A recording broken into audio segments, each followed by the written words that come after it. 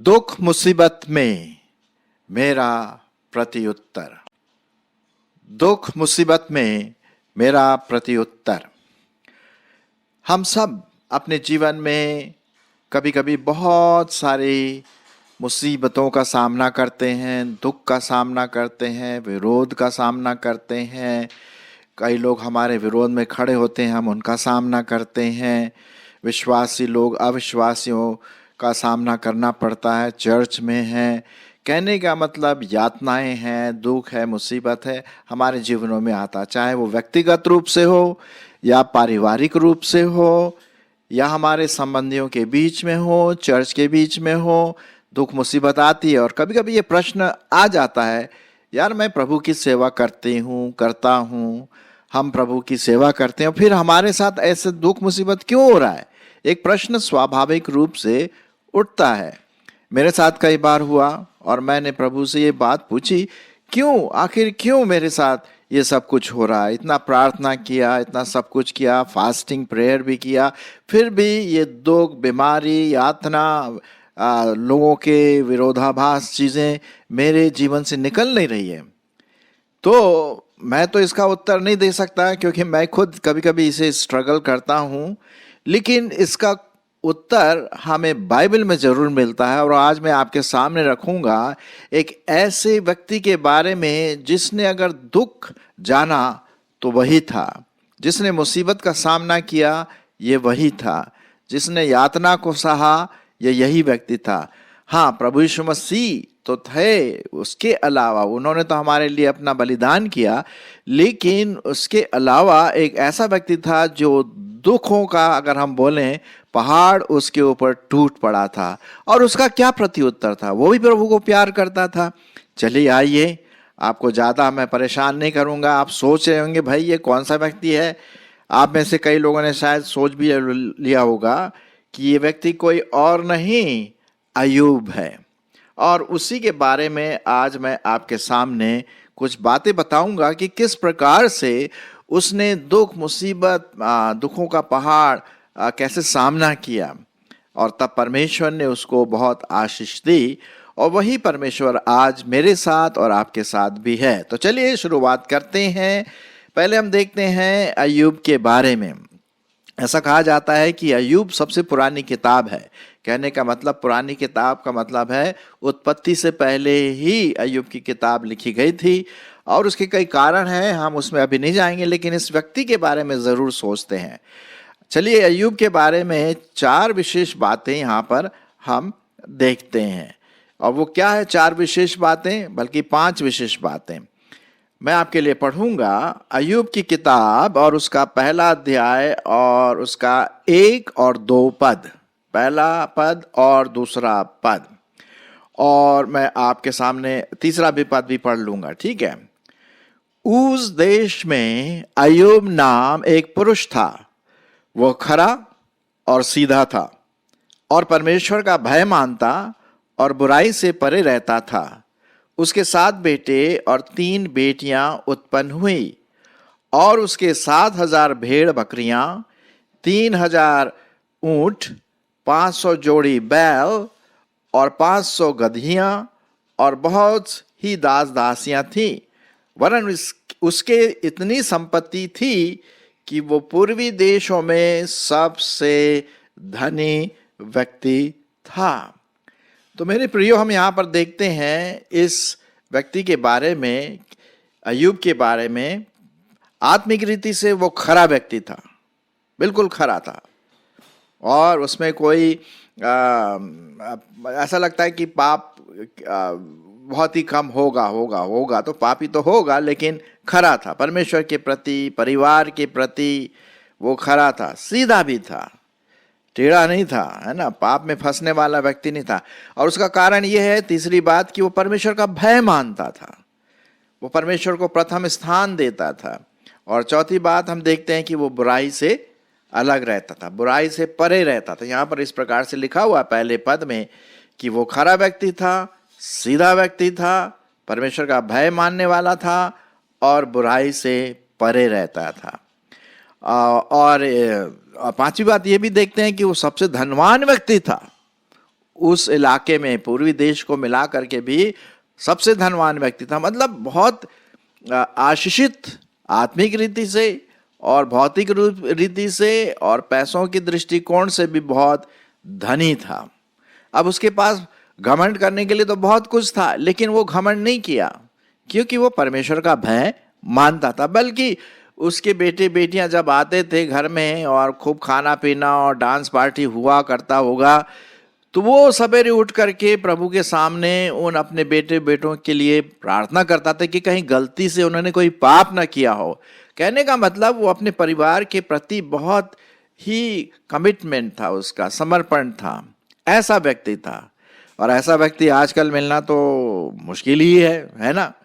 लेकिन अय्यूब ऐसा व्यक्ति था। लेकिन जी हाँ, इसी व्यक्ति के साथ बहुत बुरी बुरी बातें हुई, समस्याएं आई उसके सामने, मुसीबतों का पहाड़ गिरा, और किस प्रकार से उसने इन मुसीबतों को सहा वही हम देखते हैं। आत्मिक रीति से स्वस्थ था, खरा था, अच्छा था, सीधा था, परमेश्वर का भय मानता था, उसकी आराधना करता था और बुराई से भी अलग रहता था। कहीं ऐसा ना हो कि उसके मानसिकता से या मुंह से या व्यवहार से कोई बुरी बात निकले, वो उससे दूर रहता था। परमेश्वर की अगुवाई करता था, वो परमेश्वर को प्यार करता था, परमेश्वर भी उसे बहुत प्यार करता था। तो और इसीलिए परमेश्वर ने उसको आशीष दिया। अब शैतान आता है और परमेश्वर के सामने बोलता, भाई वो क्यों तेरी बुराई करेगा, तूने तो उसको आशीषित किया, उसको ढेर सारा पैसा दिया, संपत्ति दिया, चारों तरफ सेवक ही सेवक हैं, तो क्यों नहीं तेरी आराधना करेगा। तो प्रभु कहता है, प्रभु परमेश्वर उससे कहता है शैतान से, नहीं नहीं नहीं, ये कारण नहीं है, तू बस अगर टेस्ट करना मांगता है तो कर, बस उसके प्राण को बिल्कुल ना छूना। और ऐसा ही हुआ ये कि एक समय की बात है कि शैतान ने उसको अर्थात अय्यूब को कई मुसीबतों का सामना उसको करवाया। चलिए मैं कुछ पदों को आपके सामने पढ़ना मांगता हूं कि क्या क्या प्रॉब्लम उसके सामने आई। मैं आपके लिए पढ़ूंगा 15वां पद, ठीक है। 15वां पद वहां लिखा हुआ है, 14 पद से मैं पढ़ूंगा। तब एक दूत अय्यूब के पास आकर कहने लगा, हम बैलों से जोत रहे थे और गदहियां उनके पास चल रही थी कि शबा के लोग धावा करके उनको ले गए और तलवार से तेरे सेवकों को मार डाला, और मैं ही अकेला बचकर तुझे समाचार देने को आया हूं। पहली मुसीबत, फिर दूसरी मुसीबत। वो अभी ये कह ही रहा था कि दूसरा भी आकर कहने लगा, परमेश्वर की आग पर आकाश से गिरी और उससे भेड़ बकरियां और सेवक जलकर भस्म हो गए हैं, और मैं ही अकेला बचकर तुझे समाचार देने को आया हूं। अभी अय्यूब ये बातें सुन ही रहा था कि एक और आया, 17 पद। वो अभी ये कह ही रहा था कि एक और आकर कहने लगा, कसदी लोग 3 दल बांधकर ऊंटों पर धावा करके उन्हें ले गए और तलवार से तेरे सेवकों को मार डाला, और मैं ही अकेला बचकर तुझे समाचार देने को आया हूं। 18 पद में फिर कोई आ रहा है, चौथी बार। वो अभी कह ही रहा था कि एक और आकर उससे कहने लगा, अर्थात अय्यूब से, तेरे बेटे बेटियां बड़े भाई के घर में खाते और दाखमधु पीते थे कि जंगल की ओर से बड़ी प्रचंड वायु चली और घर के चारों कोनों को ऐसा झोंका मारा कि वह जवानों पर गिर पड़ा और वे मर गए, और मैं ही अकेला बचकर तुझे समाचार देने को आया हूं। अब आप सोचिए, एक अय्यूब जो खरा था, परमेश्वर का भय मानने वाला था, सीधा था, बुराई से दूर रहता था, धनवान था, उसके ऊपर मुसीबतों का पहाड़ टूट गया और ये शैतान ने लाया। ठीक है, यहां परमेश्वर टेस्ट कर रहा है अय्यूब को। अब ये मुसीबतें, उसके घर वाले मर गए, उसके बेटे बेटियां मर गए, उसके सब कुछ जो सेवक थे वो भी मारे गए। दुखों का, मुसीबतों का पहाड़ उसके ऊपर आ गया। है कि नहीं? तब अय्यूब का प्रत्युत्तर क्या है ये देखिए, और वो आपको और मुझको सीखने की जरूरत है। हाँ, कठिन जरूर है लेकिन संभव है। 20 और 21 पद में हम देखते हैं, यहां पर लिखा हुआ है 20 और 21 पद मैं आपके लिए पढ़ता हूं। तब अय्यूब उठा, ये उसका प्रत्युत्तर है। तब अय्यूब उठा और बागा फाड़ सिर मुड़ाकर भूमि में गिरा और दंडवत करके कहा, मैं अपनी मां के पेट से नंगा निकला और वही नंगा लौट जाऊंगा। यहोवा ने दिया और यहोवा ही ने ले लिया, यहोवा का नाम धन्य हो। इन सब बातों में भी अय्यूब ने न तो पाप किया और न परमेश्वर पर मूर्खता से दोष लगाया। क्या बात है! यहां पर मैं बोलूंगा हालेलुया, और आप भी बोल सकते हैं कि क्या वो मनुष्य होगा, उसका क्या दिल होगा कि इतना दुख मुसीबत झेलने पर भी क्या बोला, मैं मां के पेट से नंगा निकला और नंगा ही वापस चला जाऊंगा। यहोवा ने दिया, यहोवा ने ले लिया, उसका नाम धन्य हो। क्या ऐसे मौके पर मैं और आप परमेश्वर को धन्य कहेंगे जब दुख मुसीबतों का पहाड़ हमारे ऊपर टूटेगा?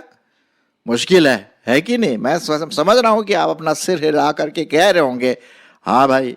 देखिए यहां पर अय्यूब के साथ ऐसा हुआ बहुत भयंकर रूप से। सिर्फ इतना ही नहीं, यदि हम दूसरा अध्याय भी देखें, इसी का हम देखते हैं दूसरा अध्याय, तो वहां पर भी कुछ वेरी इंटरेस्टिंग बात हमें दिखाई देती है। और मैं आपके लिए पढ़ूंगा दूसरा अध्याय। वहां पर फिर से ये बात शुरू हो जाती है। शैतान फिर आता है परमेश्वर के सामने, अरे वो तो तेरे नाम का धन्य कह रहा है। फिर परमेश्वर बोलता, देख उसके प्राण को छूना नहीं, लेकिन जो तुझे करना है कर। तब क्या हुआ कि 7वें पद में दूसरा अध्याय, अय्यूब का 7वां दूसरा अध्याय और 7वें पद में देखते हैं, यहां लिखा हुआ है, तब शैतान यहोवा के सामने से निकला और अय्यूब को पांव के तलवे से लेकर सिर की चोटी तक बड़े बड़े फोड़ों से पीड़ित किया। तब अय्यूब खुजलाने के लिए एक टिखरा लेकर के राख पर बैठ गया।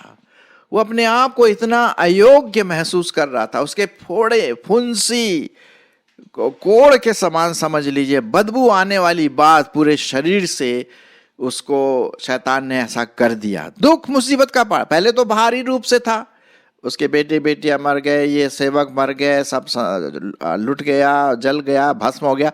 अब उसी के साथ ये मुसीबत हो रही है, फोड़े फुंसी से ये बात उसके सामने आए। आप समझ लीजिए वो क्या करेगा ऐसे समय में। बाप रे बाप, पता नहीं, अनलेस प्रभु अब मुझे अनुग्रह दे तो मेरे लिए बड़ा मुश्किल होगा ये झेलना। शायद आपके लिए भी होगा, मुझे नहीं पता। तब उसकी पत्नी आती है, अय्यूब की पत्नी आती है और उससे कहती है तू तो मूर्ख है। वो क्या बोल रही है पत्नी, उसकी पत्नी अय्यूब से 9वां पद, तब उसकी स्त्री उससे कहने लगी, क्या तू अब भी अपनी खराई पर बना रहेगा? परमेश्वर की निंदा कर और चाहे मर जाए तो मर जा। बाप रे बाप, पत्नी ने भी उसका सहारा नहीं दिया। जी हां, वो भी उससे अलग हो गई, सब अलग हो गया। ऐसे मौके में अय्यूब का क्या प्रत्युत्तर होगा? आपका क्या प्रत्युत्तर होगा? मेरा क्या प्रत्युत्तर होगा? दुख मुसीबत यातना और विरोधाभास चीजें जब हमारे जीवनों में आता है, बीमारियां आती जो ठीक नहीं होने का नाम लेती, क्या है? उसकी स्त्री तो बोलिए कि तू अभी तक खराई में बना हुआ है, अभी तक प्रभु को हालेलुया बोलता है, उसकी आराधना करता है। अरे परमेश्वर की निंदा कर और मर जाए तो मर जाए। वो भी परेशान हो गई। 10वें पद में देखते हैं क्या लिखा है। अय्यूब ने उससे कहा, तू एक मूढ़ स्त्री के समान बात करती है। क्या हम जो परमेश्वर के हाथ से सुख लेते हैं दुख न लें? इन सब बातों में भी अय्यूब ने अपने मुंह से कोई पाप नहीं किया। फिर से हालेलुया। उसने पाप नहीं किया। क्या उसका दिल होगा। सच में वो परमेश्वर का भय मानता था। सच में सिर्फ बोलने की बात नहीं थी, वो परमेश्वर का भय मानता था। जैसे मैंने आपसे कहा कि वो खरा मनुष्य था, मतलब बाइबल में लिखा हुआ है पहले पद में, सीधा मनुष्य था, बुराई से दूर रहता था, पाप से दूर रहता था, लेकिन वो परमेश्वर का भय भी मानता था। और परमेश्वर ने उसको सामर्थ्य दिया, उसका अनुग्रह उसके लिए बहुत काफी था। चाहता तो बहुत कुछ कह सकता था, लेकिन उसने अपने मुंह से कोई भी छल की बात नहीं की। आपको पता है परमेश्वर ने इन सब बातों को देखा। हालांकि बाद में उसने परमेश्वर से जरूर पूछा, प्रभु मेरे साथ ऐसा क्यों हो रहा है। और आप भी शायद पूछते होंगे कि मेरे साथ क्यों हो रहा है ऐसा। हम पढ़ते हैं, बहुत इंटरेस्टिंग बात है, सब कुछ सहने के बाद उसने बहुत सहनशीलता, धीरज रखा। वो भी थोड़ा टूट गया, मनुष्य होने के नाते वो टूट गया। परमेश्वर ने फिर उसको समझाया कि तू ये प्रश्न मुझसे मत कर, है ना। और आप इसके लिए पढ़िए अय्यूब उसका 40-41 अध्याय, आपको और बहुत कुछ पता पड़ जाएगा। लेकिन मैं आपके लिए पढ़ना मांगता हूं कि परमेश्वर ने उसके इस कार्य के लिए क्या किया, उसे आशीषित किया। और मैं पढ़ूंगा अय्यूब उसका 42 अध्याय और उसका 10 पद। यहां पर हम देखते हैं इन सब बातों के बाद परमेश्वर ने उस पर अपना अनुग्रह किया और उसको प्रतिफल क्या दिया, सब कुछ दुगुना कर दिया। पहले जो उसके पास था उससे दुगुना आशीष दिया। मैं आपके लिए पढ़ता हूं। जब अय्यूब ने अपने मित्रों के लिए प्रार्थना की, तब यहोवा ने उसका सारा दुख दूर कर दिया और जितना अय्यूब के पास पहले था उसका दुगुना यहोवा ने उसे दे दिया। आमीन। ये है परमेश्वर हमें आशीष देता, उसको आशीष देता। जब हम परमेश्वर के प्रति विश्वास योग्य वफादार रहे, हम उससे कोई प्रश्न ना पूछे। जब हमारे जीवनों में कठिनाइयां आती हैं, मुसीबत आती है, बीमारी आती है, विरोध की बातें आती है, लोग हमें यातना देते हैं। हाँ, किसको पसंद है ये सब? किसी को नहीं पसंद है। लेकिन जब हम जानते हैं कि परमेश्वर ये सब बातें जानता है, वो इसका प्रति उत्तर देगा, तो क्या हुआ, उसने उसको डबल आशीष दिया। इब्रानियों की पत्री और उसका मैं आपके लिए पढ़ूंगा 12 अध्याय, इब्रानियों उसका 12 अध्याय और उसका 6 से 8 पद, ये हम सबों के लिए। क्योंकि प्रभु जिससे प्रेम करता है उसकी ताड़ना भी करता है, और जिसे पुत्र बना लेता है उसको कोड़े भी लगाता है। तुम दुख को ताड़ना समझकर सह लो। परमेश्वर तुम्हें पुत्र जानकर तुम्हारे साथ बर्ताव करता है। वह कौन सा पुत्र है जिसकी ताड़ना पिता नहीं करता? यदि वह ताड़ना जिसके भागी सब होते हैं तुम्हारी नहीं हुई, तो तुम भी पुत्र नहीं पर व्यभिचार की संतान हो। कहने का मतलब यह है कि भाई परमेश्वर जिससे प्यार करता है उसको ताड़ना भी देता है। दुख, मुसीबत, कठिनाई, यातनाएं, ये हमारे मसीह जीवन का एक भाग है। ये तो भाग है ना। लेकिन हमें जब भी ये बात आती है हमारे जीवनों में, याद रखें कि हमारे पापों से नहीं आना चाहिए। धर्मी होने के कारण, विश्वासी होने के कारण, परमेश्वर का भय रखने के कारण अगर हम ये सहते हैं तो परमेश्वर का धन्यवाद हो, क्योंकि हर बात मिलकर भलाई को उत्पन्न करती है। चाहे कुछ नकारात्मक चीजें हमारे जीवनों में आए, उसको भी हम परमेश्वर की दृष्टिकोण से देखें। अय्यूब ने हर चीज को, नकारात्मक चीज जो उसके साथ हुई, परमेश्वर की दृष्टिकोण से देखा और उसने परमेश्वर को धन्यवाद किया। उसने अपने मुंह से पाप नहीं किया। और इसी के साथ साथ यूसुफ, आप जानते हैं यूसुफ के बारे में उत्पत्ति में हम पढ़ते हैं किस प्रकार से उसके भाइयों ने उसको दुख दी, ताड़ना दी, मुसीबत किया, मारा पीटा, मारने तक थे उसको। लेकिन यूसुफ हर चीज को परमेश्वर की दृष्टिकोण से देखता रहा। और एक समय आया जब वो यूसुफ बोलता अपने भाइयों से जो भिखारी के रूप में आए कि तुमने तो मेरा विरोध किया, लेकिन मैंने परमेश्वर की दृष्टिकोण से देखा। परमेश्वर ने उसी चीज को सकारात्मक बना दिया। मेरे प्रियो, मेरे भाई बहनों, आइए आपका क्या प्रत्युत्तर है, मेरा क्या प्रत्युत्तर है जब हम दुख मुसीबत से गुजरते हैं अपने जीवन में, जब यातनाएं आती हैं, विरोधाभास चीजें होती हैं, बीमारी है, बहुत नकारात्मक चीजें, तो मेरा और आपका प्रत्युत्तर ये होना चाहिए कि प्रभु तू सिंहासन पर है, तू सब जानता है, मैं तुझसे क्यों प्रश्न करूं। मैं धन्यवाद देता हूं कि जो कुछ भी हो रहा है, जो मुझे पसंद तो नहीं है, लेकिन तू मुझे सामर्थ्य दे, अनुग्रह दे कि इन नकारात्मक चीजों को, इन बीमारियों को, इन मुसीबतों को, इन दुख भरी बातों को मैं प्रभु यीशु मसीह के अनुग्रह से झेल सकूं। और लिखा हुआ है कि मेरा अनुग्रह तुम्हारे लिए काफी है, विशेष करके जब हम कमजोर होते हैं। मेरे प्रियो, आइए हम अय्यूब से सीखें कि जो कुछ भी मुसीबत आती है, परेशानियां आती हैं, उन सब को परमेश्वर के दृष्टिकोण से देख करके उसका धन्यवाद करें, उसकी आराधना करें।